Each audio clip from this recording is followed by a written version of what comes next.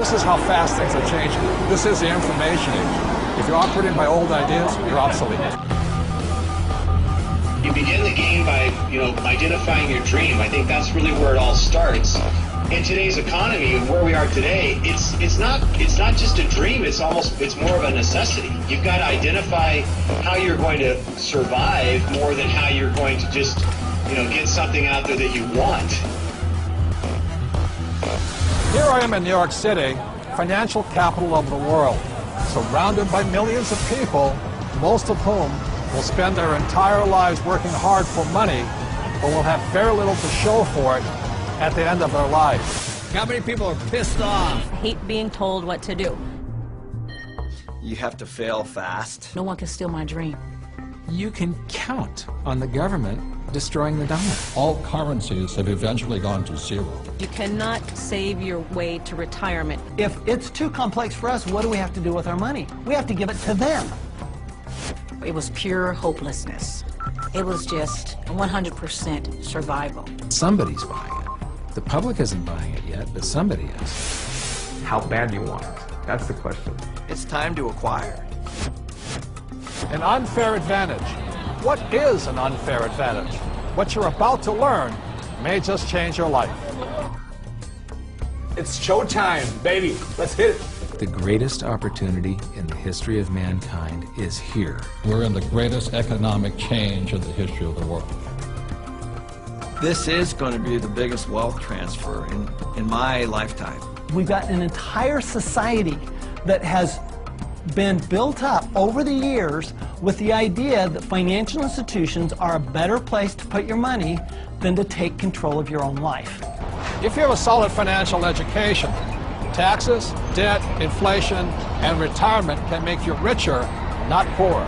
The rich will get richer and the poor and middle class gone. I was around my brother who was a part of a gang, who ran a gang, and that's a lot like running a business. Most people run from problems, and the truth is that's where the opportunities are. This really is a perfect financial storm. So I am optimistic about the future. It's going to crash. The next big economic boom will not be from the internet or China or India, but will be from empowering women. A big part of success is failing so many times that you learn and learn and learn your lessons. Robert says all the time that if you're not being successful, it's because you're not making enough mistakes. People think that cash is like a safe place to be, a place to park your purchasing power. And I think cash is the worst investment that you can have. And if you follow an economist, you're in trouble. Okay, you want to have barely enough income to survive, if you're lucky. Go do 401ks, go do mutual funds, be my guest. This is the best time to talk about this because people have had a shift of context with this economy. To change your financial life often involves changing your mindset. It really is where it starts, is the attitude, it's the mindset, it's the decision that you're going to, take responsibility for your own financial life. Knowledge is money. Show business. When you think about show business, you always think about the show, right? Cameras and movie stars and makeup and glamour. But you never think about the business side of it because we don't have financial education. And I didn't learn that until 20 years down the road in my career. And now, I'm not only an expert in the show part of it, but I'm becoming an expert on the business side of it. Business is about production. We can produce our way out of any problem. I was probably age 8 when I started thinking about millions. The very, very first step is you've got to select your dream, because taking control of your financial life starts with a dream. There's got to be a bigger purpose than just making money. If you don't have something that is bigger than you, a dream, a huge dream, you're going to quit.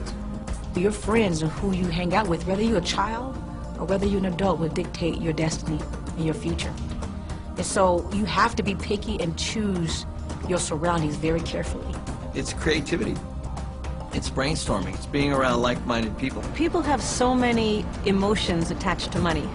And it might be because of how their parents thought about money, or an experience they had around money that, they think it's evil, or they think rich people are bad people, and all of this stuff. But if you just break it down, money is just a tool to be used in this world. Everybody today uses money, like it or not. The absolutely fastest way to put money in your pocket is to reduce your taxes. Gold and silver have been the safe haven asset for every second of the last 5,000 years. My real estate that we own, you know, through depreciation wipes out most of our taxable income. You know, it just makes so much sense to me, you know, and it's so much easier. I went to war to fight for capitalism. I fought for the freedom for a person like me who had nothing to work hard, to use my brains, and to build a better life for myself and many other people. The problem isn't capitalism. The problem is laziness. People who expect something for nothing. The problem is greed. People who take more than they give. And the problem is ignorance, an education system that thinks that money is the root of all evil. It's ignorance, it's financial ignorance that has caused so much of this problem, not capitalism. It's not just a dream, it's more of a necessity. You've got to identify how you're going to survive